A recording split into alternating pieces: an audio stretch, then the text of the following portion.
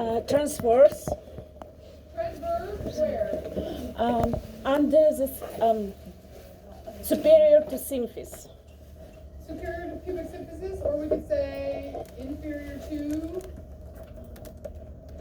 umbilicus, right? Or you could say midline pelvis. So what are we dealing with here? Prostata. What? Prostate. Are you sure? It's uterus. Uterus. Oh, no way. You said male. Well, this is from, let's start review from last week. Ah. But it would be kind of the same neighborhood. But this was in your PowerPoint last week. So what's the muscular layer? Echogenic inner layer? Endometrium. Why is it echogenic? The two Flat. that are coming together. Because the oppositionally mucosal surfaces. Who's this guy? Ovarium. And what's going on with him? Hemorrhagic cyst. Who's this guy? Ovary. Left. Okay, describe and locate the pathology. Let's start with our description. Anechoic. Okay, let's start with our bees love. I want you guys to really, really utilize that. So start with your borders. What do you got? Well defined. Let me turn it around because it's not quite showing up very well. Okay, so well defined. Anechoic. Right, yeah, okay, you're right, yeah. What do we got? Well, we only do that when you're comparing it to something echogenic.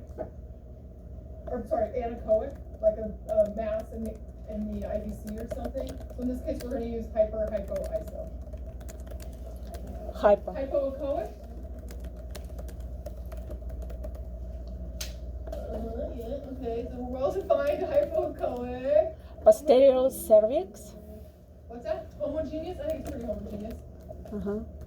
So structure located in the Posterior cervix. posterior, you would be wrong to say cervix, I might say lower uterine segment. Okay. One of the two. But yeah, you got it.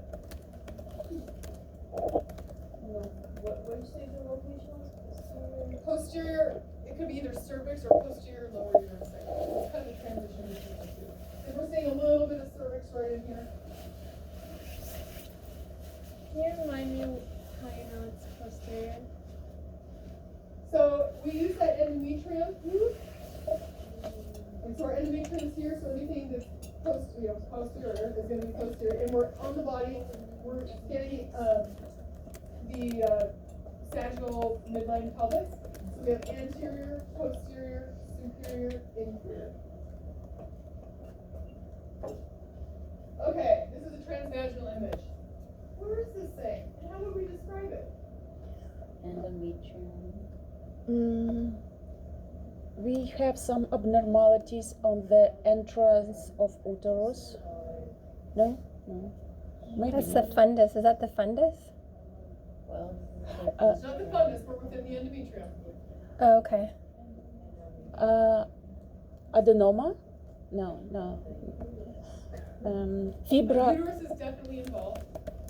So fibroadenoma. let's describe this thing. What is it? Isoechoic to the myometrium? Uh-huh. yes. So we have an isoechoic. Well, is it well defined or not? Well defined. Well defined isoechoic. Inhomogeneous, homogeneous. Inhomogeneous. Inhomogeneous. So well defined isoechoic inhomogeneous structure extending Inside. into the endometrium. anterior. Can we say lining? No, shame on you. Okay, does that make sense to everybody? So we have an well-defined isoechoic inhomogeneous structure extending into the anterior endometrium. What else is going on with that endometrium? Right around that structure. There's some fluid. Trace-free fluid. Is that in the posterior cul-de-sac? No, we're talking about this right in here. I see, okay. Posterior cul-de-sac is going to be, Is there some there also that I'm seeing? yeah, this might just be a regular amount though. Because there's always a slippy, slidey amount. And on the left, on this, yeah, what this? What is going on there? Are they, You don't know this. This is clot. Nebotian. I was gonna say Nabotian cysts, Oh, like good. little cysts You don't on know the that. cervix, Mm-hmm. but they don't care about them. I see. Remember, you always use the endometrium. One more time, color. So anything above the No. endometrium is Mhm. anterior. Anything below the endometrium is going to be posterior. This one is kind of in the middle. Yeah. It's extending into the anterior. Look, we have room here. Oh. Extending into the anterior myometrium. Can you label So is that? the sections?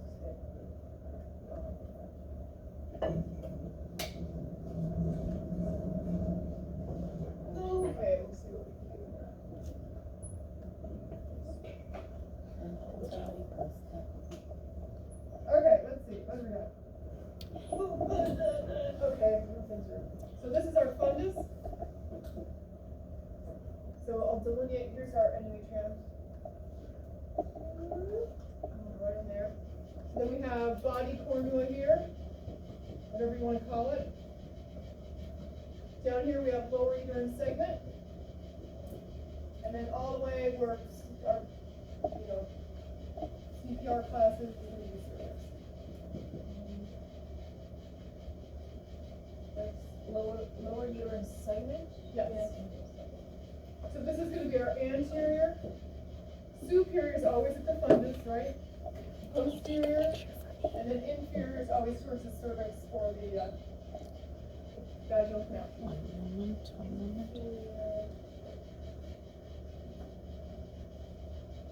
We don't see anything. You might have an entire quarter to really figure this out. To me, it still looks like it's. Yeah, it's doesn't seem like. I'll be able to zoom in though. Uh-huh. Do you see this Thank you. I will see. surrounding it? Yeah. That tells me that there's space between it and the posterior. Can we call it prolapse into the uterine cavity? No. Prolapse is for things that are falling out.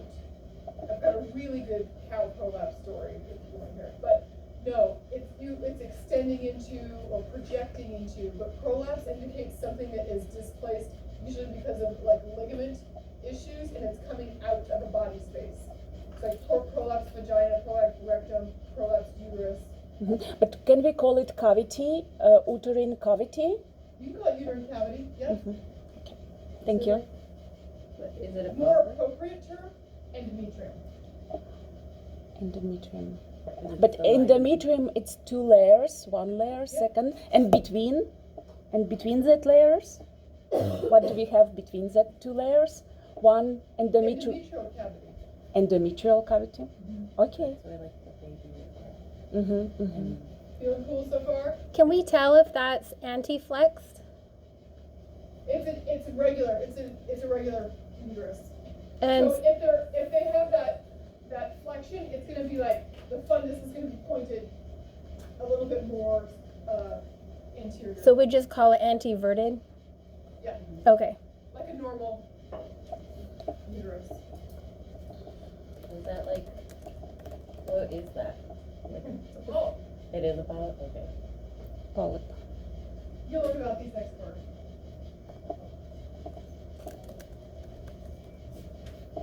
I guess I don't need a whiteboard. Get out of here, whiteboard. You don't need to.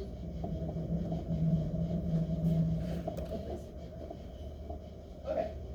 All right. So this endometrium is a little bit thicker. So what are we going to think about our patient's menstrual cycle? Haven't had it yet.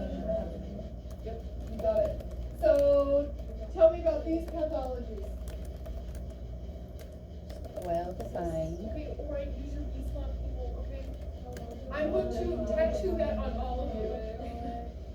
So are we well defined? Yes. And what else can we say?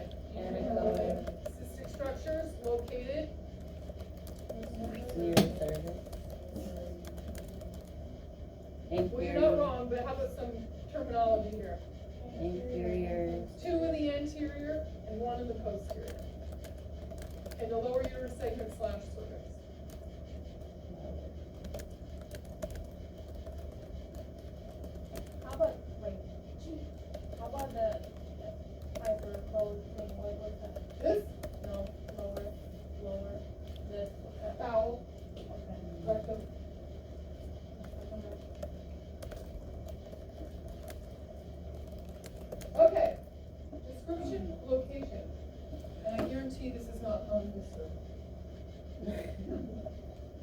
Well defined, anechoic, Cystic structure.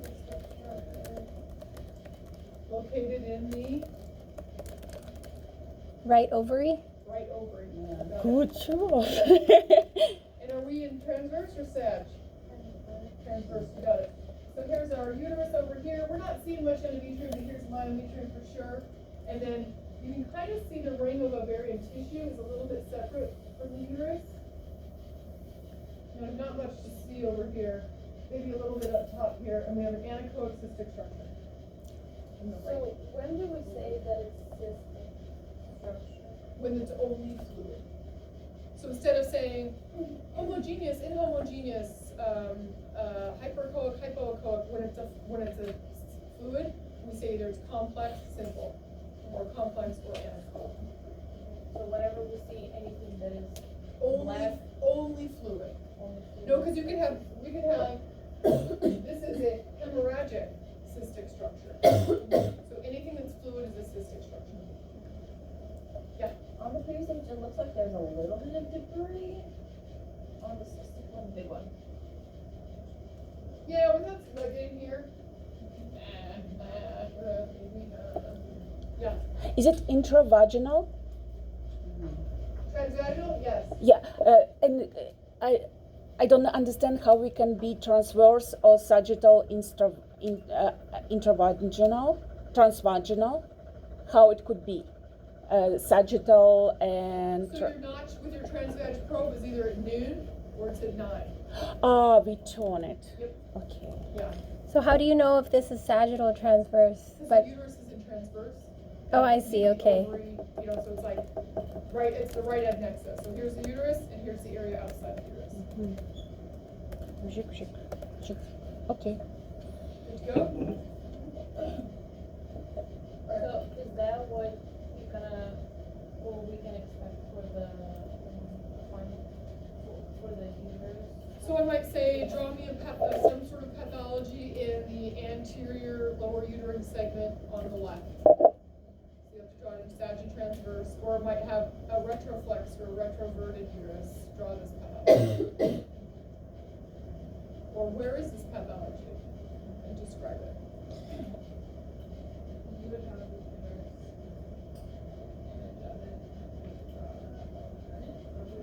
No, you have to draw the whole shape. So like those empty boxes. And where the transducer is located on the patient, is it hypogastrium, or what would you say? This is transvaginal. Oh, this is transvaginal. If it wasn't transvaginal, what would you say? Pelvis is fine. Midline Pelvis. pelvis or right adnexa.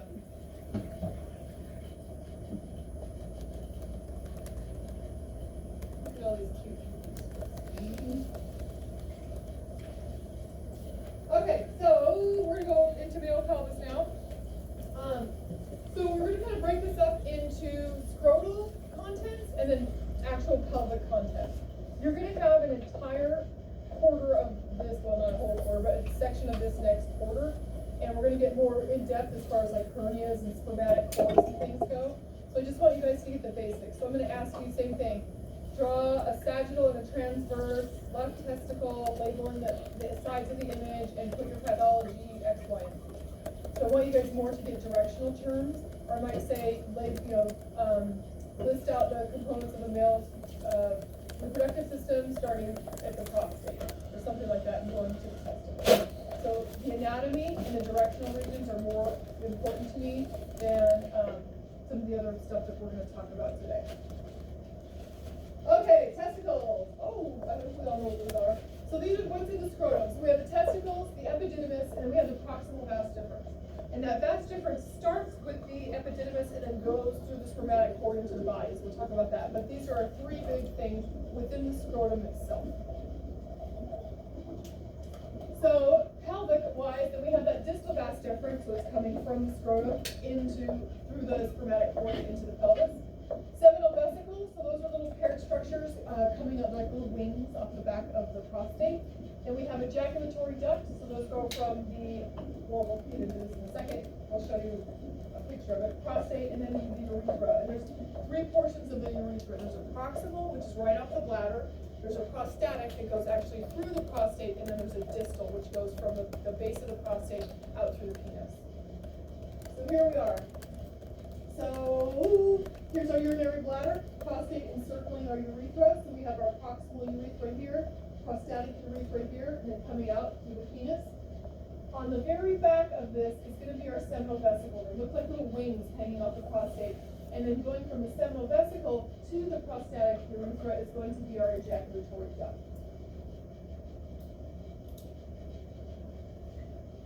Not an expert, but okay. So same thing. So that prostate, here's that little wing off the prostate. So our seminal vesicle coming into that ejaculatory duct, and then proximal urethra, prostatic urethra, distal urethra. Can you see that on ultrasound?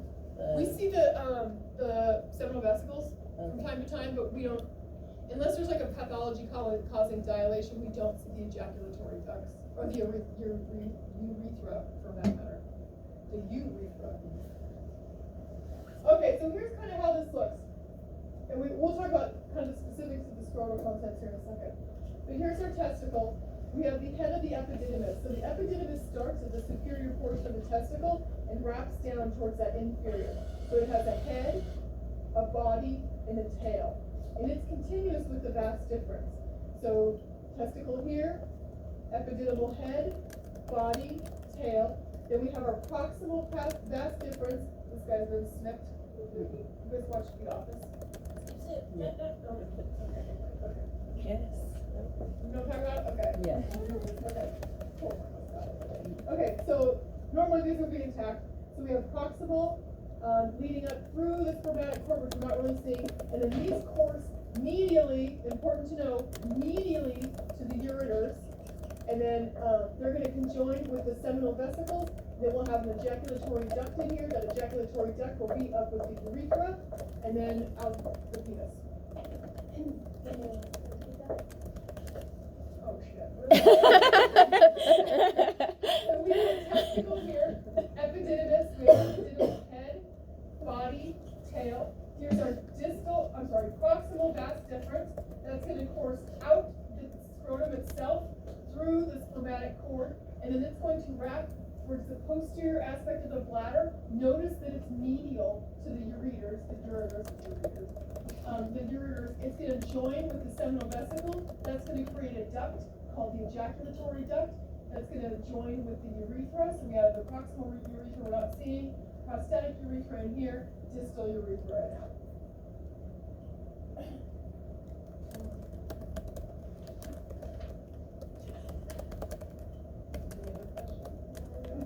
Okay. So we'll talk a little bit about this too. So encircling, so this is kind of our spermatic cord. So within our spermatic cord, we have a network of veins, which we'll talk about later. It's called the pampiniform plexus. We've got arteries, gonadal arteries, feeding everything. We've got lymphatics, we've got nerves, and then we have that vas deferens that's actually exiting the scrotum and leaving. We'll also talk about this muscle. It's called the cremaster muscle, and it's in charge of temperature regulation of the testicles. So let's get into it. The cremaster muscle encircles the scrotum, and what it is it's for thermal regulation. So if you have a patient who's very cold, that cremaster muscle is going to contract, and it's going to bring those testicles closer to the body to maintain their temperature. You have a patient who just got out of a hot tub or the sauna, which I've never really had, but maybe, that cremaster muscle is going to relax a bit, and then it's going to allow those testicles to drop. And you'll notice in old men patients, the cremaster muscle doesn't seem to do anything but relax, and they hang like to their knees, and it's kind of wild. But anyway, so the cremaster muscle is important for temperature regulation. So we have two ways to divide this into the left and right. So externally it's called a medium raphe, and then internally it's called the tunica dardos. And so that's basically just, if you think about we're all symmetrical beings, right? And so this is just the way that symmetry works, and so there's going to be kind of a division between the right and the left. Every now and then you'll run into, I've only had it once. I had a pediatric patient whose tunica dardos was actually patent, and so there was like two testicles in one section of the scrotum and no testicle on the other side of the scrotum. Cool. It was interesting. So it can happen. And then the tunica vaginalis. So this is the peritoneal lining, and it actually lines the inside of the scrotum that holds the testicle. And I think of this as a little vagina that holds the testicle. The tunica vagina. So it's the vaginalis. It's the vagination of the peritoneum that holds the testicle itself. Okay, so here we are. We've got testicle here. So here's the head of our epididymis at the superior, moving into the body, and then finally the tail. That's going to confluence with the vas deferens. We're going to have proximal vas deferens going through the spermatic cord, then entering the pelvis and being the distal vas deferens. Oh, and here's our tunica vaginalis. So you can see this is our peritoneal layer. So this is encircling the inside. It's kind of like the lining of the scrotum itself. It's not super appreciable on ultrasound, but it is kind of a peritoneal lining we have. So testicles themselves, let's get a little bit more in depth. Orcho, anything that says orcho is going to be testicle. So orchitis, orchidism. So orcho is always going to be testicular. These things are mobile. I know we've all recreated with them to a certain degree, or at least most of us have to a certain degree, and these things have little lives of their own. So sag on the body is not necessarily going to be sag on the testicle. And this is one of the few times I wear 2 gloves for my exam, because I might have to like get things back in action because they're going sideways. So sag on the testicle is going to be your sagittal, so the longest. Mouse? What is that?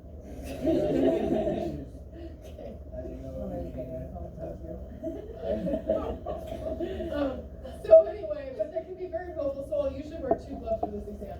Then we have the tunica albuginea. So this is the actual capsule of the testicle itself.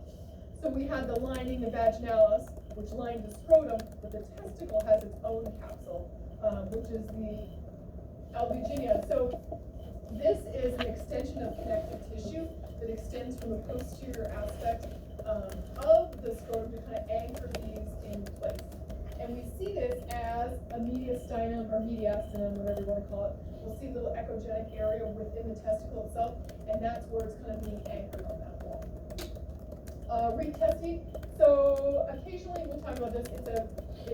You don't see it all the time, but we can see it sometimes. So here's our testicle. So we are sagittal, we're anterior, posterior, superior, inferior. Probably need some TGC help. And this is kind of exciting as they are. Now, when have we seen glandular tissue so far? Pancreas. Pancreas, yep. And we'll also see it with thyroid and kind of the spleen, but not really. But you'll notice it's always in carotids and submandibulars. It's always this kind of mid-level gray, very uniform. So glandular tissue. This is pointing at, not the best image, so there's a little crescent at the superior portion of this testicle. That's going to be the head of the epididymis. We actually measure that as part of our protocol. So here's the testicle again. And here we are bilaterally. Okay. So I'm going to ask you things like, place this pathology in the medial left or the medial right. So when we're in transverse, we're going to see these bilaterally, or maybe just one at a time. So here's our right guy, here's our left guy. Don't move the right word. So this is going to be right medial. It's going to be left medial. It's going to be left lat and right lat. Anterior, posterior. Does that make sense? Okay. So bilats. And this is an image you guys will get to when we're allowed. And it will also, so we compare these with 2D, with color, and then we're going to measure the skin line. Just turn these in. Okay, so let's review. Directional region here. Right medial. Right medial. Left medial. Left lateral.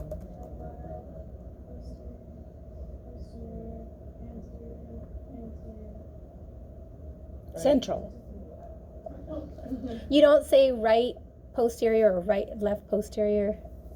Pardon me? You don't posterior. You don't say right posterior or left posterior. You just say posterior. Well, you would say right posterior, yeah. Okay. If you're on the right testicle. Okay. So located in the right posterior aspect. Okay. And so when the pathology is right in the middle, what do you say? Mid. Mid, right. So like say I had a pathology. So, and then let's go to our sag. Oh my gosh, I'm starting with my boobs now. Okay, so it would be something like this. So in my sag, I would know it's superior. Here it's mid. So I would say, we'll say this is the right testicle. So I would say I have a cystic area within the mid superior aspect of the right testicle. But you wouldn't ever say mid. You know what I mean? We're mid, medial-lateral, we're also mid, AP, but it's in the middle. So you wouldn't have to say mid. It's okay to be superior mid. You just say superior mid. But if it's mid, we will say just mid. Mid. Yes, if this guy was here. And a coexisting structure in the mid left, right testicle. Mm-hmm. Mid. Mid. Don't say that. Okay, good to go? Uh-huh. Okay, so we're gonna perform some measurements on this thing. We're gonna measure the sagittal, and we're gonna do an AP as well, and then we're gonna do a width in transverse. So this is kind of what we're looking at now. Some places actually do volumes. Depending on your site, you may have to do a volume. It just depends on where you end up. We don't do them at my work. And this is that mediastinum. So we're gonna see in sagittal, you're gonna see this kind of echogenic strip. And this is where that connective tissue has kind of embedded itself into the testicle, so that it's kind of secure on that posterior wall. And they can go a little haywire sometimes. So here's another one right in here. It's always going to be pretty linear and extending down. And then they can go a little haywire. Where's this guy? And they can actually get what's called tubular ectasia in that area. It's very benign, but when you first see it, don't be ashamed. Be like, I have a new pathology that I'm going to get written up for in history. They're going to call it Sheaitis. Who knows what's going to happen? And the rat's like, are you an idiot? You've never seen this? I'm like, no, I've never seen this. So don't be ashamed. What is it? Okay, so epididymis. We talked about the testicle. Shea, could you repeat, please, the name of this Shea pathology? Tubular ectasia. Well, what is it? So that mediastinum, Oh, you it's get just little like tubular areas, kind of dilated tubular areas. And you'll get more of this next quarter when we do this all. Mediastinum is that little echogenic thing, right? Yeah. Okay. Okay, so epididymis. So we talked about the testicle, and then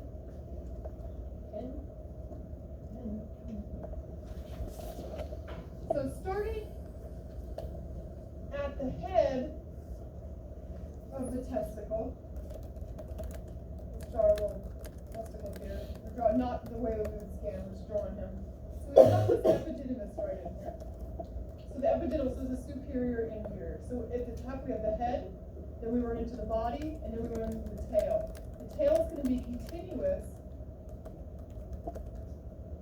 with our proximal vas difference. This looks like a V.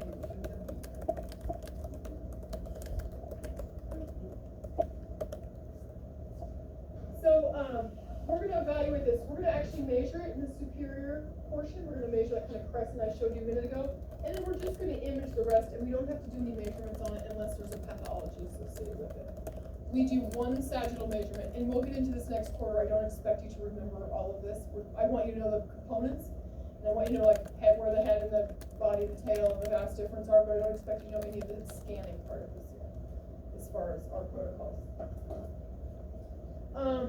Oftentimes that head gets epididymal cysts in it, and so palpable mass, and so we get examined for palpable mass, and it ends up being an epididymal cyst. Oh look, there he is. And same thing, we had that pelvis. There might be just a little bit of functional fluid in there, just so things slide around. But we would expect to have that be very trace or minimal. If we have more than that, you guys will kind of develop eyes for that. We call it a hydrocele. So here's the sagittal of the testicle. Our inferior is kind of off screen. So superior, anterior, posterior, inferior. And then we have this crescent of epididymal head. And we would take a measurement from superior to inferior in that area. And there it is. So, just one set of calipers. So what is that called? What? The one on the left, on the right one. Are you sure? Oh, okay, cool.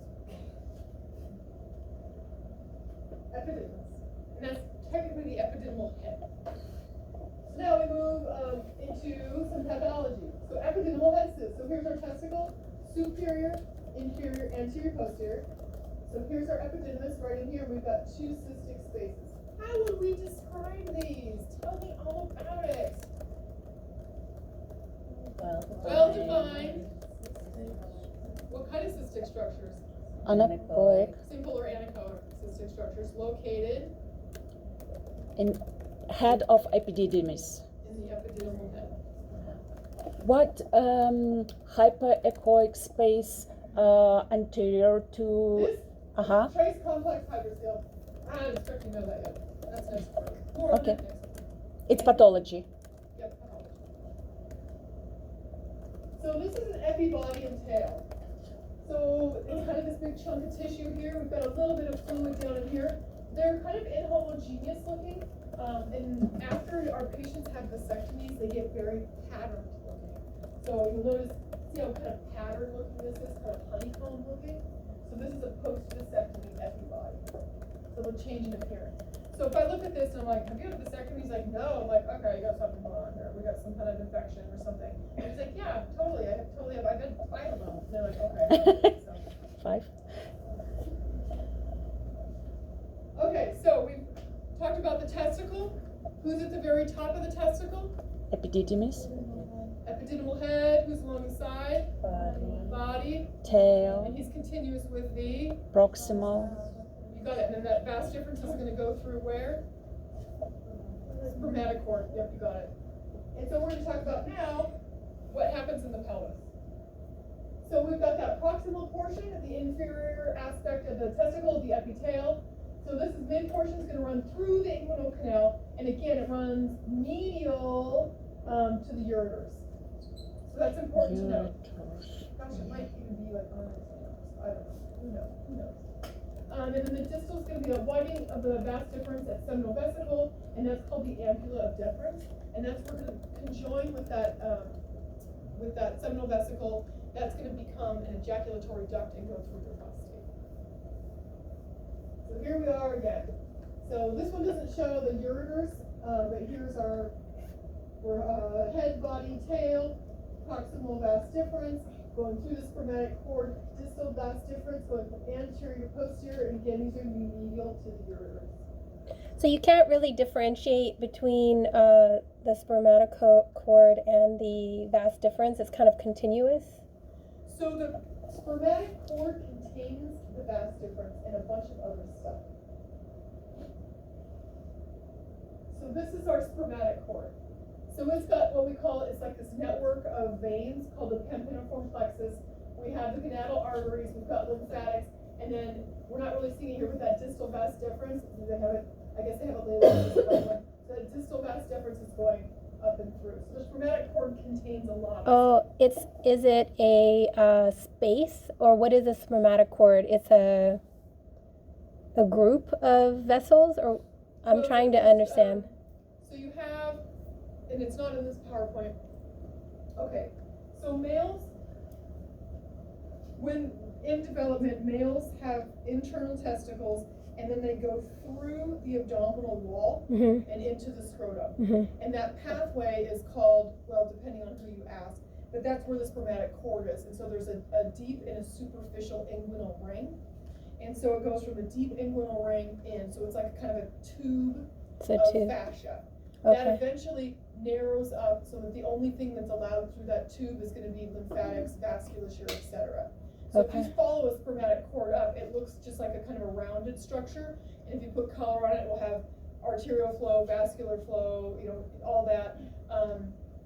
And then that vas deferens will look like a circular cystic structure, and it's fairly tortuous compared to like how we look at it here. And then there's lymphatics, nerves, etc. So it looks more like a circular hypoechoic area with vascularity, and there's one on each side. You can follow them up to that superficial or deep inguinal ring. Okay, thank you. And that's where hernias love to happen, because it's like a weakened area in the abdomen. Okay, where do we go? Okay. Okay, so then we have, I don't think we even have male. How underrepresented is the male population not our poor lab models. Okay, looks like that's pretty sad though. We have like uteruses galore. Where is it? Can you please hand me that? It's not it falling on me. Okay, you're tiny. Okay, no, okay, here.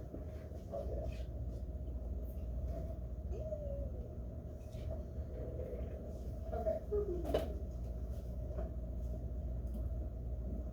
See if this one shows this very well. Nope.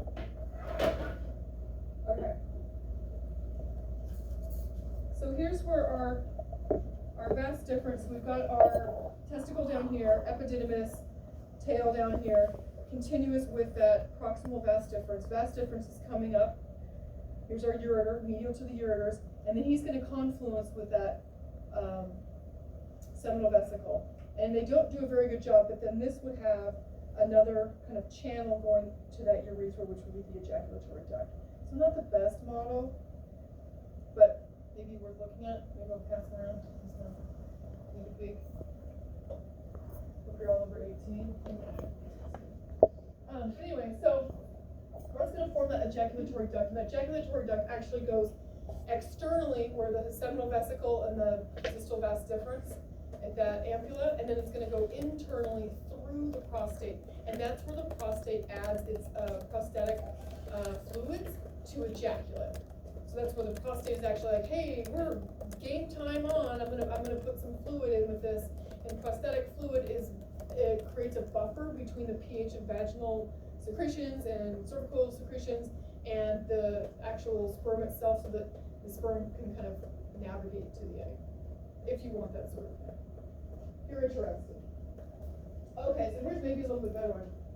So here's our vas difference coming through, medial to the ureters. It's going to join up. So here's our little confluence. It's going to join up with that seminal vesicle. So our ejaculatory duct is right in here. That's continuous with our urethra, our prostatic urethra. So this would be where the prostatic fluids are introduced into the semen, and then we go through the prostate and then out the distal urethra. Hello. Hi. Had us a good time. I was like, oh, she's talking, let me just sit. Okay, prostate. Disregard prostate this quarter. Take it all off your list. Dystial lives internally, encircles the urethra, and then the only parts that are important are like the anatomy that we've learned about already with the ejaculatory ducts running through it. But I'm not going to ask you the zones of the prostate. I'm not going to ask you any of that. What did you say we'll have to know again? So you'll have to know, like its anatomy as far as where it's located, its relationship with the ejaculatory duct, seminal vesicle, vas difference. Yeah. We would not study prostata at all, or just this semester? You'll get it next quarter. Got so it. Your prostate swells up. Yeah, so you'll get a lot of it next quarter. Okay. But I'm more concerned, this is cross-sectional, so I'm more concerned about the anatomic locations of things and whatnot. Okay. And look, it's a half a lemon. All prostates look like half lemons. No, they don't. Okay, so here we are again. So we're starting at that testicle. We've got that epididymal head, body, tail, continues with our proximal vas difference. That proximal vas difference is going to go through the spermatic cord, medial to the ureters. It's going to join with that seminal vesicle. That ejaculatory duct is going to go through the prostate, join with a prostatic urethra, and then it will empty through the penis.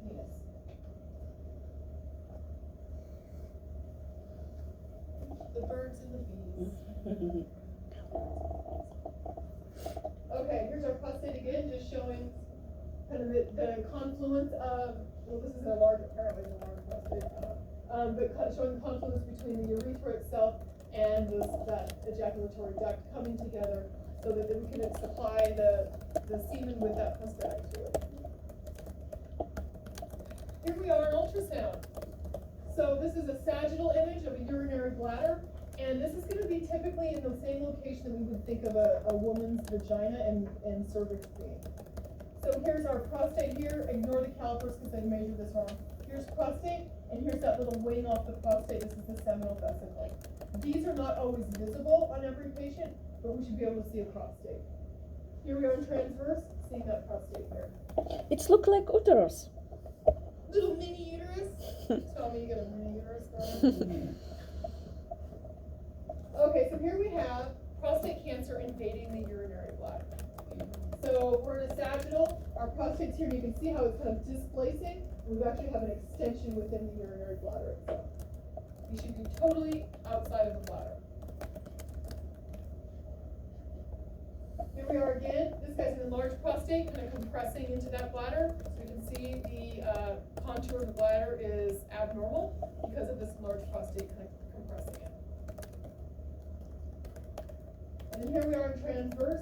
So we're seeing that prostate right here, urinary bladder. A little bit of distance between the two. Sometimes they're going to be adjacent to each other. It just depends on the patient. And we're not seeing the spermatic or seminal vesicles in this case. Okay, so inguinal canal. So that's the area lateral to the kind of the base of the penis and the scrotum. Kind of right in here. It loves to get hernias. Even women have inguinal canals, but men seem to get hernias there more frequently due to that when we talk about the deep and superficial inguinal rings. Then we have the spermatic cord. So that's the vasculature, the lymphatics, the nerves, that vas difference, and what we call the pemphiform plexus. So that's that network. It's a spider webbing of veins that encircles the spermatic cord, and it's really, really important. And we'll talk about it more next quarter, but one of the things we're going to do is we're going to evaluate whether or not it's dilated. And the way we do that is by having our patients, which isn't on the slide, where did it go, doing what they call Valsalva. We'll have them bear down. And so are these vessels dilating more than they should be as our patients are bearing down? And basically it shows venous incompetency within the areas of the spermatic cord. So we'll talk about that next quarter as well. And then our iliac arteries and veins. Remember we talked about that internal epigastric and how that was going to be used to determine hernia stuff. So we'll talk next quarter whether it's going to be medial or lateral, whether it's an internal or external medial or lateral to the internal epigastric determines what type of hernia we have. You guys done playing with my toys here? Okay, so some common abnormalities. And I'm not going to test you on this, just things to kind of put in your head because we're going to get them next quarter. I don't even know. So crypt organisms, that's an undescended testicle. And these can be all the way up in the pelvis, they can be partially through the spermatic cord, they're just in the wrong neighborhood. And we can have it unilateral or bilateral. Torsion, we talked a little bit about torsion when we talked about Dopplers and how we can twist on that blood supply. So do we have arterial flow and venous flow? Do we have no flow? What are we dealing with? So torsion. And then hydrocele, so it's that fluid accumulation within the scrotum itself. So it's not in the testicle. The testicle is preserved. It's surrounding the testicle. So think of it like ascites in the scrotum. So that's going to be our hydrocele. Varicocele, so that's that pemphiform plexus, where that thing dilates, so we have venous insufficiency. And then a hernia, hernias. And hernias like to just pop contents out all over the place. Last year my dad had 2 of them. I was like, I have to be on cows. Am I on cows? He's like, oh, I can't do that. I'll sit on the tractor and yell at you. I'm like, Dad, get your things fixed. Come on. Okay, so oftentimes we're going to have, palpable mass, generalized pain, swelling, things like that to do our exams. Ruling out torsion becomes really, really important. We'll talk about that next quarter and kind of the tips and tricks and kind of things that we can do with our color Doppler or with our machines to encourage or show that there's flow or absence of flow. And then we also look at the epididymis, and we're going to measure that scrotal skin thickness. Especially if we have some sort of infection, that side of the scrotum usually has an enlargement compared to the other one. So it's only comparable. And there's probably a size. Let me look at the golden measurements. I think it's under 5. Oh, 2 to 8. So 2 to 8. We're going to be up to 8. And that cremaster muscle action is going to make a difference. So if your room's cold, you're using cold gel, that cremaster muscle contracts, then you're going to have a larger, thicker skin thickness. But if our patients are just got out of the sauna, or what do they call this word? The steam room. We got out of the steam room and are wearing towels and lobsters and all that. Okay, I'm watching and it's going to relax, and you're going to have a thinner skin line. So that's one of the assessments we're going to do as well. So you would have to say No. anything about temperature? No. Okay. And it's really comparable to the other side. So if I have one that's 2 and the other one's 8, then I'm gonna say, you know, asymmetry between skin thickness. So would we be like, patient said they just got out of the sauna? I haven't had them ask yet. Okay. Okay, prostate. So we used to do ultrasound prostating exams, and thankfully I never had to do them. They determined that digital evaluation, so finger evaluation of a prostate, had no more or less validity than ultrasound, and so they're typically going to stick with digital palpation because it's an easier way. You don't have to have your patient come in, make an appointment, come in just to have this done. We don't typically evaluate prostates. The times that we do see them is when I'm doing a renal ultrasound and I'm looking at my patient's bladder. I may notice if it looks abnormal. If it looks enlarged, I'm going to put calipers on it. If it's greater than 4 centimeters, then I'm going to say, okay, let's go ahead and write this up as a pathology. If it's under 4 centimeters, I don't worry about it. It can also have calcifications. You can get stones from the bladder that go into the urethra, and they start to block that urethra within the prostate itself, but we don't do a whole lot with the prostate. Okay, so, and then we're also going to look at the inguinal canal. We're going to go up, we're going to peek around and maybe have our patients Valsalva. So we're looking to see if that pemphiform plexus is dilating. We also might have some herniated contents in there. So Valsalva is having your patients bear down, and the way I learned it was have them bear down like they're doing a bowel movement. And then I had one crack the pants, and I'm like, I'm not going to do that. So now I say bear down like you're doing a sit-up, but don't sit up. So, and they will fart eventually, or just don't poop your pants. Okay, that's it. Did I understand you right that we don't do transrectal exam of prostata anymore? No. So St. Clair's has a probe for it. I don't know if they've used it much, but we would use it more for biopsy procedures. Or there's a procedure that they do called prostate seeding for patients who have prostate cancer, and they'll put these little teeny tiny chemo seeds in there, and so we might be used for that just to determine where these are. But none of the hospitals that the students go to would have to do that. Unless you want it, I can make a special request to St. Clair. Have you ever had to? I've never had to do it. Yeah, Brain's never had to do it. Thankfully. Thank God. Although, Jackie has, yeah, mostly it's going to be urologist's office and things like that. Although I have had some students and even some like people that are out in the world tell me this, that they have inserted a transvaginal probe rectally and the patients didn't say anything.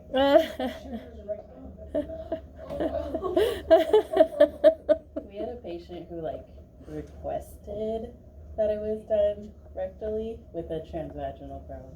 A male or a female? Female. Because she had trauma.